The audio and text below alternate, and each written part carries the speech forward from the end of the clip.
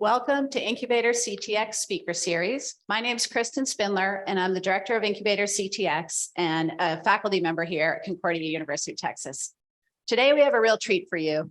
We're going to be talking about the importance of board leadership. And I'm grateful to be able to organize and bring these speakers to you today, because as you know, servant leadership is a core value at Concordia. And I'm not sure that all students are thinking about being on a board when they're in school, but this is a really great opportunity to start thinking about that and to plant that seed. So whether you're a student, you're an entrepreneur, or whether you're a leader in the business community, we thought bringing these leaders together would be a great opportunity to bounce some ideas off each other. So our panelists today all have deep ties to Concordia. Dr. Christian, you all know, he's president and CEO of Concordia University Texas. He's been in that role since 2014. And before that, he was dean at the business school for 8 years. So I've known Dr. Christian as a visionary leader and influencer in Austin and beyond. Monica Munoz-Andry is in a new role as president and CEO of the Greater Austin Hispanic Chamber of Commerce.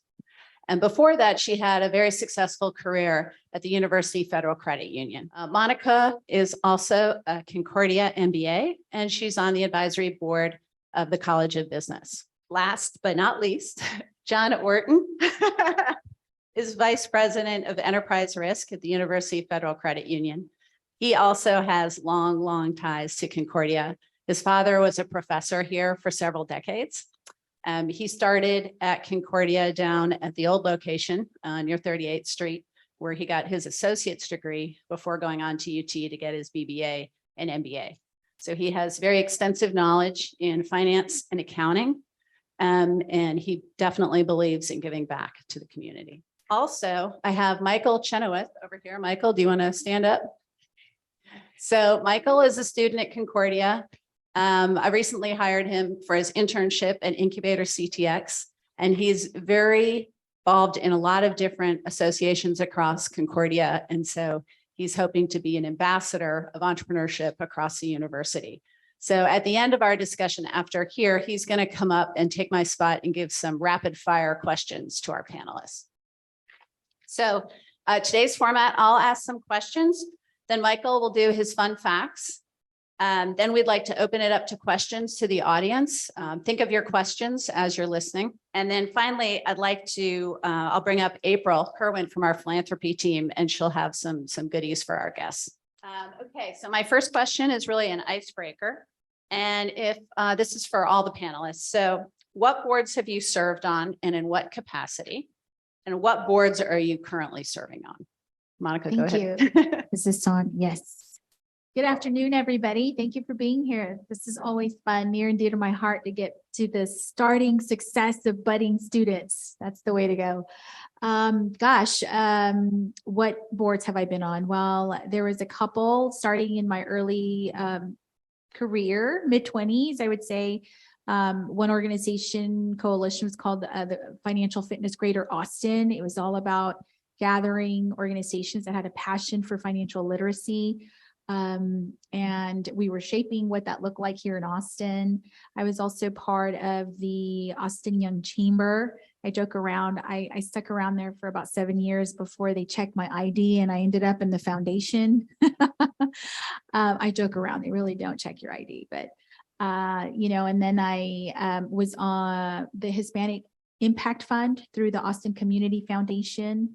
Of course, here Concordia, very proud of this organization. I got my master's here in 2017. Thanks, Kristen, for the question. So I've actually served on the boards of 3 organizations. The first was Shepherd of the Hills Lutheran Church in Westlake. And then after that, I was on the board of the ARC of the Capital Area for over a decade and just rolled off of that recently. I think they had enough of me after 10 years.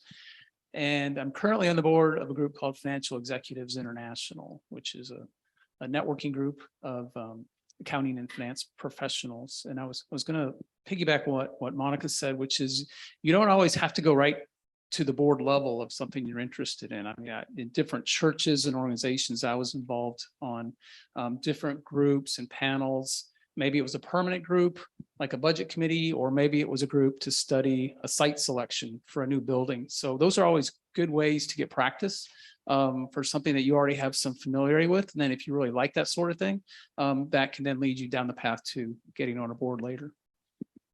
So my first significant board experience was here at Concordia. I was chosen to serve on the Board of Regents from 2001 to 2005.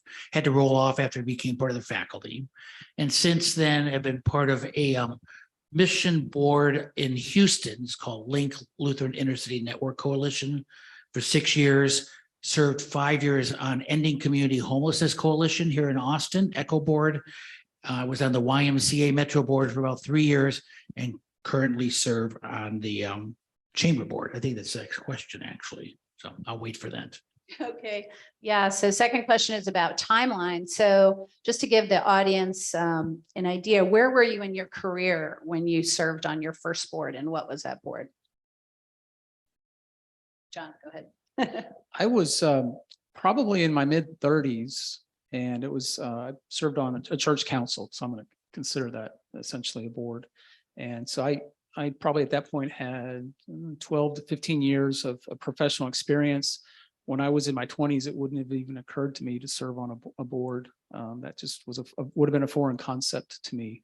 But as you get involved in an organization, whether it's a church or for-profit or nonprofit, you'll start to see that people on a board are regular people like us, and they just have a real affinity for what they do. And if you have some particular passion or talent, then you'll find your way to a board at some point. But I wouldn't worry if you're in your 20s or even 30s. If you haven't been on a board yet, you have much of your career ahead of you and much wisdom to gain that you will then later on bring hopefully to that board.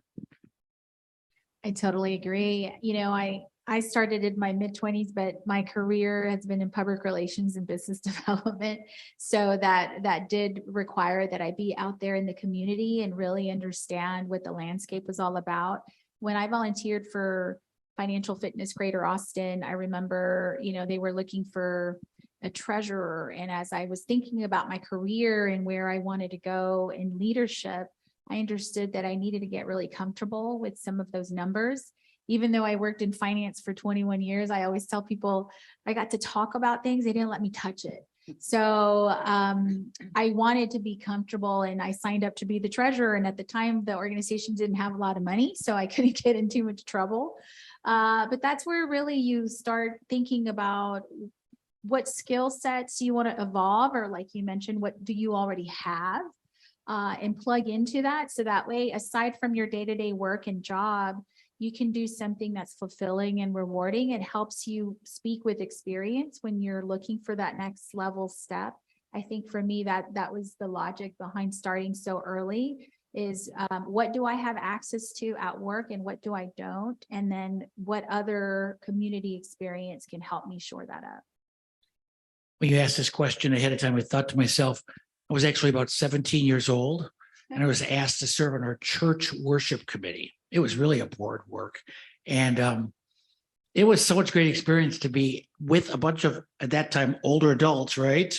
And to your point, you don't have to have all this experience and knowledge. Sometimes, in fact, it's fun to kind of explore areas you don't know a lot about. When I got on the YMCA board several years ago, I had never attended a YMCA, but the person I knew, who knew me, said, "You make a good board member." They interviewed me. I talked to him. I got to know, and soon fell in love with that mission of the YMCA and said, I want to be a part of that. So it doesn't need long time involvement. And sometimes, to John's point, just get volunteering, and then you'll find yourself on a board eventually. Yeah, so that's a great segue into the next question, which is about choosing boards. So do you have an overarching mission statement or area that you focus on when you're choosing a board? So do you have certain selection criteria, and also how do you politely decline a board if it's not really in your wheelhouse? John, I'll let you go ahead and start. Sure. And I was going to give you a bonus comment on the last question, which is for younger people, what I've seen, especially lately on the boards I interact with, is there is a real desire for younger people for two reasons. One is technology, to help old people like me with technology. And then the second thing is a lot of organizations are struggling with, especially with digital marketing, how to market to Gen Z and Gen X and millennials.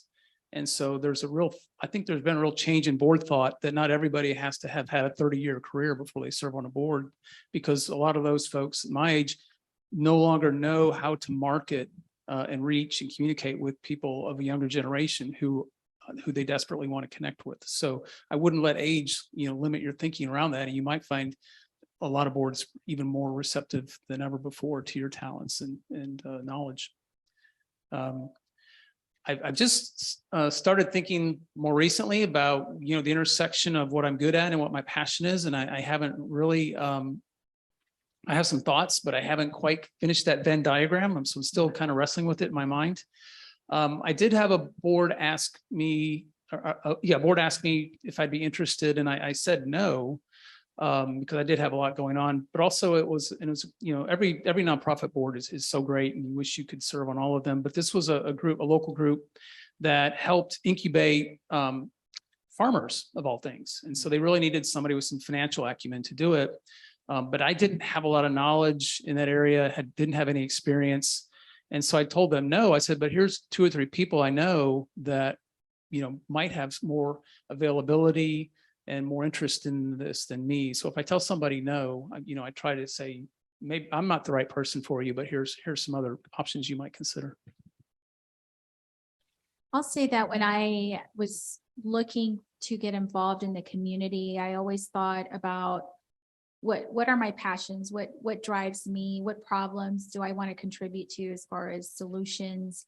I've always gravitated towards the Latino community, knowing that my parents were immigrants and they struggled with language and barriers and access and understanding the system and, assimilation. And so for many years, I volunteered for organizations like Breakthrough, First Generation, because, somehow I figured out the system on my own, but I know that that's not always the case with everybody. But I would always recommend to my peers and folks that would ask me for mentoring, think about the top 2, 3 things that you have a passion for. Do a little bit of research in the community. A website I would always refer them to is I Live Here, I Give Here. It's a great directory of all the nonprofits in Austin, and they have descriptions about what each of these nonprofits do. And they have a really cool little drop down where it has like arts and culture, pets, children, hunger. And so you get to go and really get the consolidated kind of lookbook of nonprofits. And I would say show up and just listen and attend 1 meeting, 2 meetings, get a sense for the group and how they structure their processes and their meetings. Don't automatically sign up and commit the first day because they will take you, believe me. But you don't know if you're really going to stick around and be consistent. So I would recommend kind of shopping around a couple of groups that you really have an interest in. And then naturally, as you connect with the people, and recognize and see what this might look like or feel like for you, you end up picking or they pick you. And it's a great experience when you don't kind of just jump in, because then it's a little bit more awkward to say, you know what, this isn't really what I thought it was, or I can't really do it, or I didn't really fully assess what the commitments were. So absolutely, I definitely think that taking your time, getting to know a group that you really have an affinity for, checking out a couple of meetings, and then deciding to make that choice. And like John, anytime I would get asked and I couldn't serve, I would always find a way to say, okay, do I know somebody that might be a good fit?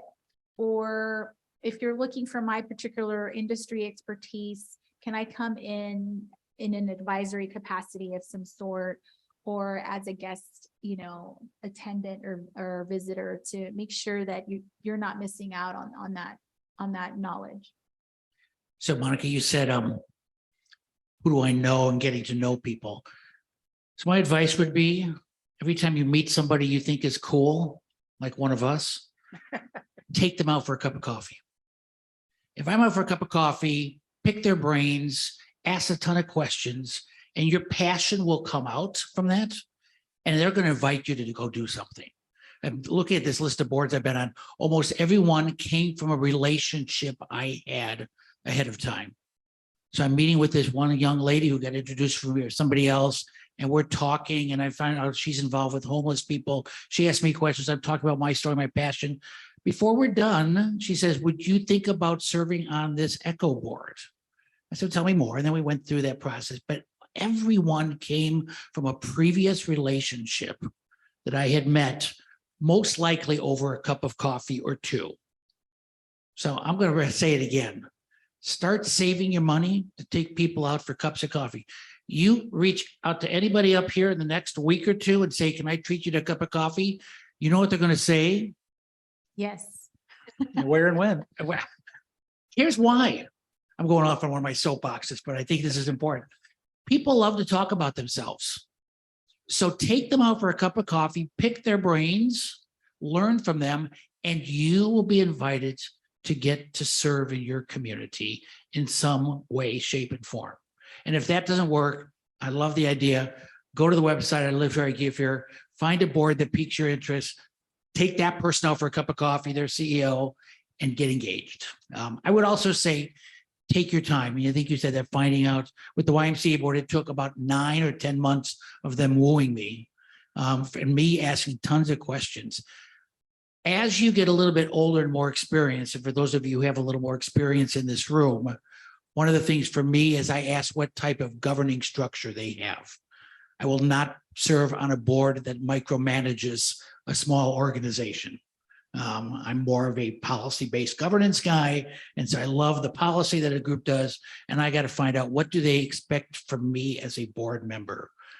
I bring board expertise, not necessarily finance expertise or marketing expertise, but I bring board expertise. And sometimes it's not necessarily about what you do well. It's often about how you think and how much energy you're willing to put into it. Excellent. So the next question is about the different types of boards. So this question is for Dr. Christian.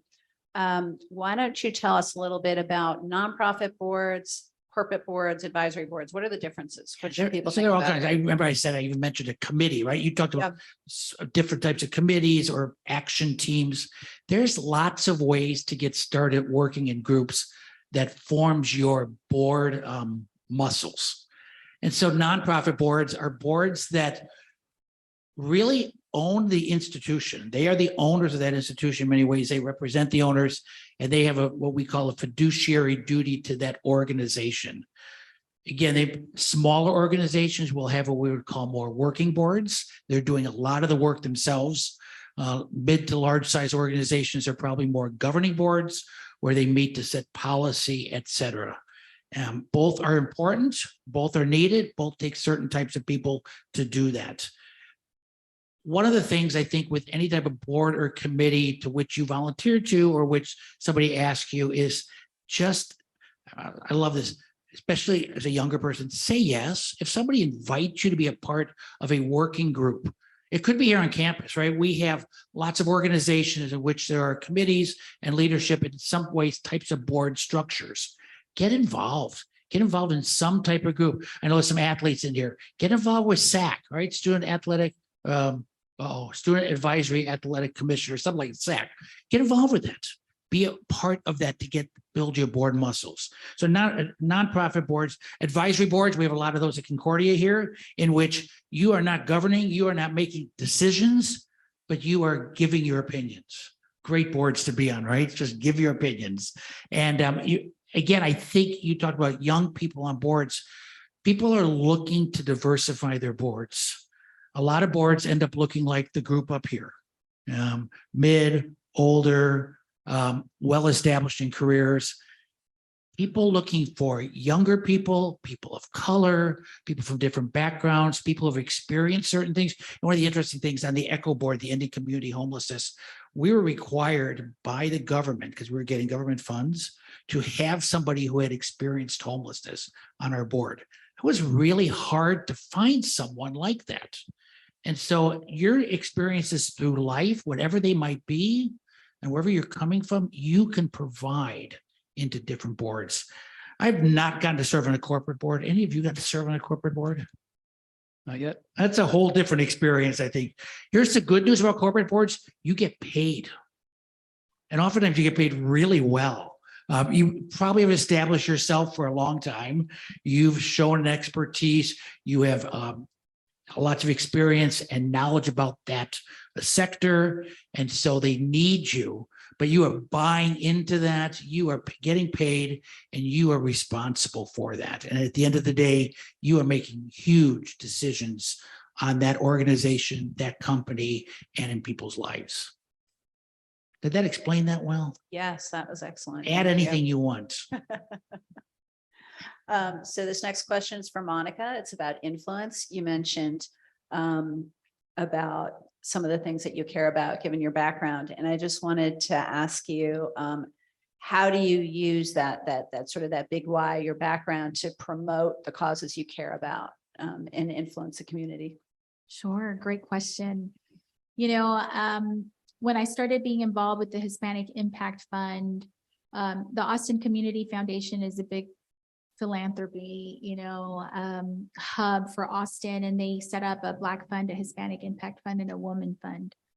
And when I went to be on that board, I was asking myself, how can I really change or impact where the dollars go to make sure that the recipients are not only Latino serving organizations, but that they're also reflective of the Latino population in their middle management, C-suite, on their board, because it's not enough to keep saying that, yes, we want to elevate and support and build the bench and the diversity.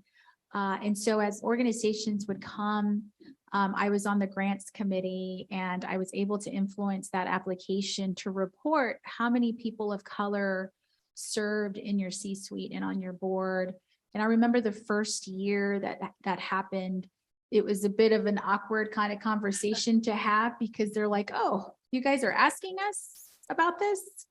How much does this weigh in the end result of a funding? And I said, well, there's a matrix and there's percentages. And of course, we're looking to support organizations that are living that diversity, equity, and inclusion vision. So the first year we had a lot of, well, we have intentions and we're going to search and we're, trying to diversify. The second year we had a few more. And the third year, 60% of the funds that we allocated were directly to not only Latino serving nonprofits, but Latino led nonprofits. So for me, that was a big win. It was really putting our money where our mouth is and influencing in what ways I thought were really moving the needle in making sure that we were walking that talk. Okay, for John, servant leadership. To whom much is given, much is expected. Explain how the servant leadership concept has guided your board service. So I've thought about this from the both halves of the equation. To whom much is given, much is expected. And so when you get more reflective and more self-aware as you get older, and I've had a lot of blessings in life. Both my parents were teachers or educators, so my homework got done. I didn't get to cut class. So I had a really solid educational background. And then I was fortunate enough to go to Concordia and then UT after that, at a time when school was really quite inexpensive compared to today. So that was, I was just born at the right time for that. I figured out along the way that I was pretty good with numbers and pretty good with communications. And a lot of people who are good with numbers aren't always good with communications or vice versa. And oddly enough, when I started college, I thought I had no idea what I wanted to do. I thought maybe I'll be a dentist or something. But that didn't get any traction at all. And then I ended up realizing again what my superpower was. And I should have known earlier, because when I was in fourth grade, we had this contest where you go around the room and there'd be flashcards. And so I was always the multiplication around the world champion. So I should have realized back in fourth grade that my future was already destined for me.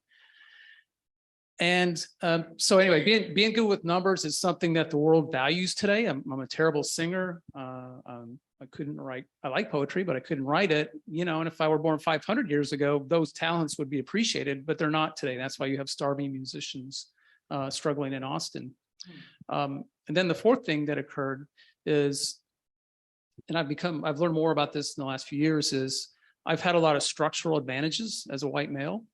And so as I learn about those things, I don't want to take it for granted, and it just incents me more, motivates me more to give back.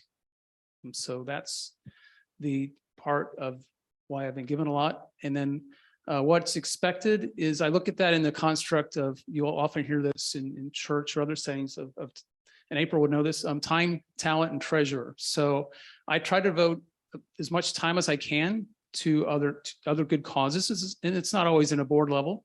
Once a month, I go prepare a meal, serve a meal, clean up a meal at one of the local foundation communities, housing centers. I occasionally will build ramps for my church, and I'm the worst talented guy on site, but I get to operate a nail gun, so that's kind of cool. And so, yeah, not everything has to be board service. As you all were talking, you know, pitch in and help where you can. And if that takes you down a path to be on the board, great. If not, you're still giving back. You also find opportunities where your talents are appreciated, especially if you have talents in these areas. This has been my experience with boards, is they always need financial talent. They always need marketing talent. They need HR talent. They need legal talent. And sometimes they just need help crystallizing their plan. So if you have talents in any of those areas, they're interested. Also, I would add that if you have a good network, sometimes they'll take you on as a board member, not so much for you, but for the people that you know and can bring to them. So that can be an important reason as well. And then as far as treasure, I talk about time and talent. You know, Matthew 6 says, where your treasure is, that's where your heart is. And so I've found that to be true. And so, you know, you should know this, especially with nonprofits, that they often have what they call a give-get policy, where you have to give so much per year. Like when I was on the ARC of the Capital area, which helped individuals with intellectual and development disabilities, we had to either give $2,500 a year or recruit our friends to come to galas and fundraisers who would give money, and then that would count towards what's called your give-get. So some nonprofits, you'll see that, and you'll want to make sure you know what that is going in.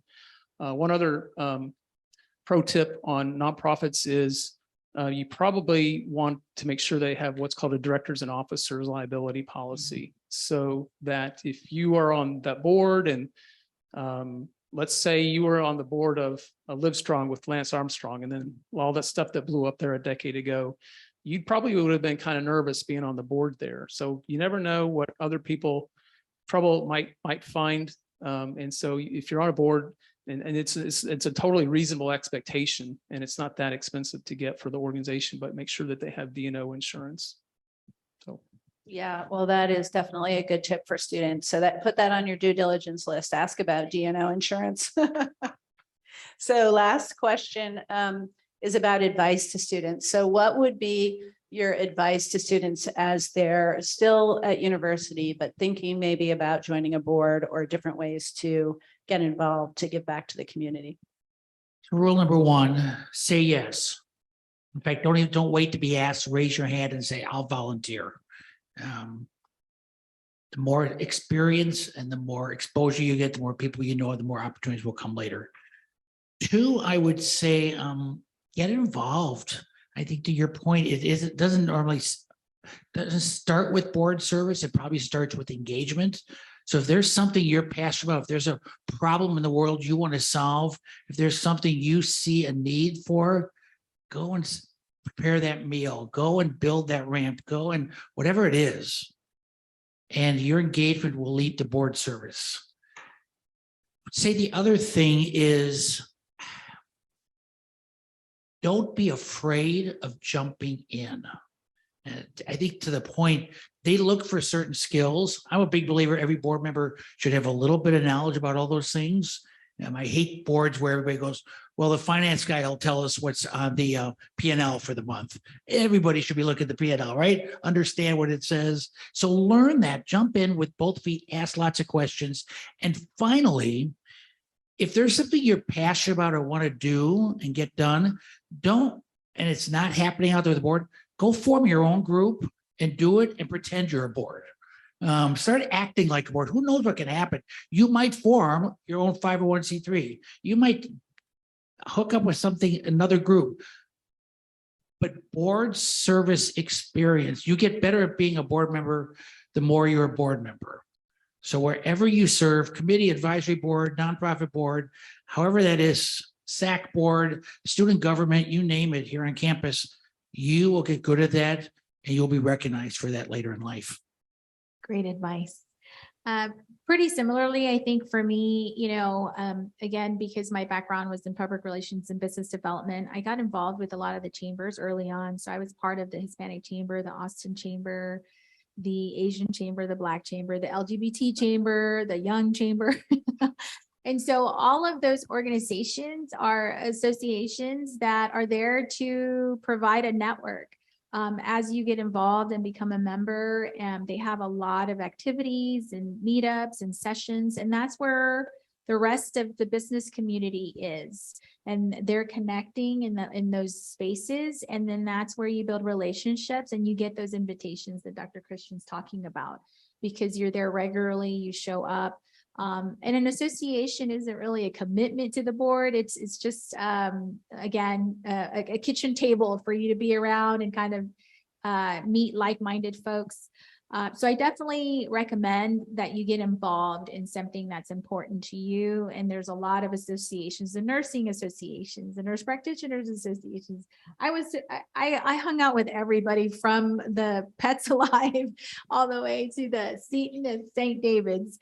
But I learned a lot. I learned a lot about the different industries and dynamic. I'll also recommend that, for me, I kind of had this MO where I would show up and I would listen, and then I would join, and then I would volunteer, and then I would run the committee. And then they would say, okay, we want you to be in the leadership, space. And I would say, oh no, I'm not ready for that. I don't know enough people. I don't have enough money. I don't have enough connections. And I'd kind of stay there for about another year or two. And then they would just say, look, we're serious. You're running it anyway. And I'm like, oh, okay, I guess I am. So it was really interesting. People recognize your talents and your gifts a whole lot sooner than you do sometimes. So just keep that in mind.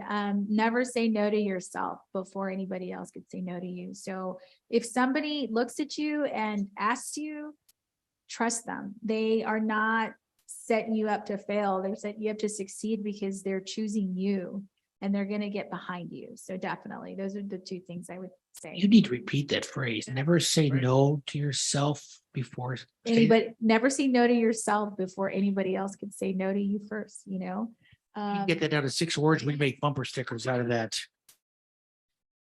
That should be the theme of all your papers. All right. Yeah, that was great. I'm going to add some takeaway for me. What was I going to say? Yeah, from a purely, if no other reason, from a purely selfish reason. I mean, there's just so many additional benefits that come from board service, and both my peers over here have alluded to them. It's just so great for networking, and networking seems more important than ever. So when I started volunteering for different groups or boards, I mean, my number of contacts just doubled or tripled. So what you talked about with getting coffee is so true. And Monica and I were talking about how we got our most recent jobs, and it was through people that we knew, even if we weren't necessarily looking. So if you're not motivated by altruistic reasons, then purely selfish reasons can work too. And I've heard it said that your network equals your net worth, and I really think that's true. So obviously you want to lead with your heart and do what you're passionate about, but there's a ton, and you don't even really realize this till you serve. There's just a ton of personal value you get back from helping others, whether it's helping Austin Pets Alive, find places for pooches or walking dogs, and a lot of boards are really looking for people who are doers. We can't afford a CFO, but if you went to Concordia and you have an accounting degree or business degree, you're a board member. You're not the CFO, but you might get CFO-like experience. So that can be hugely valuable early on. And then later on, they, as you were talking about, they probably want you more for your guidance than actually doing stuff, doing day-to-day stuff. So, but early on, don't be surprised if your board opportunities will require you to come in and fill some sort of C-level role as a volunteer. And that's such great experience. And then when you're out there and looking at jobs and it's down to the final 2 or 3 candidates, and you're the one that has volunteer experience, leadership experience in these additional areas, that could be the difference maker for you getting that job or not. Yeah, that's true. So thank you all for your advice and for your insights. What I'm going to do right now is I'm going to invite Michael up here, and he has some rapid fire questions for you so the audience can get to know you all a little bit better. Are we ready for some rapid fire questions, y'all? We are. So for the first rapid fire question, I'm going to ask waffles or pancakes? I'll start with you, Dr. Christian. Pancakes. Pancakes? Waffles with whipped cream and strawberries and nuts and bananas. There we go. Waffles because it holds the syrup in place. Waffles because it holds a syrup in place. Now I am hungry. Oh my goodness. Okay. That's part of the show here, isn't it? Here we go. Next question. ACL or South by Southwest? Dr. South by Christian. Southwest. Why is that though? Because I've only gone to interactive and never even gone to the music. So, and I'm not standing outside in hot weather. So that's it. South by Southwest. Again, I think a lot of same reasons. I was in the dust storm of 99 or whatever. So no. Okay. Yeah. I'll go with ACL. ACL? Yeah, being 22, I'm an ACL guy myself as well. So 1 sentence advice to a student like me, not necessarily pertaining to boards, but just some advice. Dr. Christian? Always say yes. Always say yes. Relationships are all there is. Relationships are all there is. Nobody cares how much you know until they know how much you care. What is the most important trait for a leader to have? So not necessarily a board leader, but just a leader in general. What do y'all think is the most important trait? Humility. Humility. A heart. A heart. Empathy. Empathy. Great answers. So our last question, and this might take a little bit to think about, that's okay. What's your favorite book about leadership? Everyone get your pencils out. And maybe not about leadership, but maybe, something about learning about life, if you can't think of it. So rather than a book, I'm going to do a genre. Is that okay? Absolutely. All right. And this is only the last 4 or 5 years. But when people ask me what they should read about leadership, I will often refer to them to poetry. Poetry. And I do that because leaders lead groups through words. And there is no better group of people who understand the use of words to create a picture than poets. As leaders, we create visions for people. We tell stories that people can relate to, and poets do it better than anybody else. Oh gosh, I love to read. So oddly enough, I'm not a sports person at all. I talk through it all. So the Lombardi Rules was one of my first books of leadership that I just loved. And it has a lot of sports analogies, and it was a football coach, but a lot of the principles still apply today. So that's one of the ones that stands out. And that's called the Lombardi Rules. Not just a football coach. One of the greatest football coaches, even though I hate the Green Bay Packers. I'm going to go off the board a little bit, and I hadn't really thought about this answer until just now. But it applies to my favorite book, which is To Kill a Mockingbird. Because which I'm sure probably almost all of you are familiar with that, but the lead character, the attorney, does the hard thing, the impossible thing, but it's the right thing. And so he models the right behavior for his personal beliefs, for his community, and for his children. So that's unbelievable leadership. Wow. Thank you for those answers. Great answers. Great. Well, thanks everybody for your questions, and panelists, thank you so much too. I'd like to introduce April Kerwin from our philanthropy team to bring up some gifts. Thanks, April. Great job. I get Concordia swag. Yay. I have enough Concordia swag at home. Is that why I didn't get a gift? You have all the swag. Well, thank you, everybody, for coming today. We appreciate your comments and questions, and let's give a big round of applause for everybody here. Thank you. We're all looking forward to cups of coffee the next night.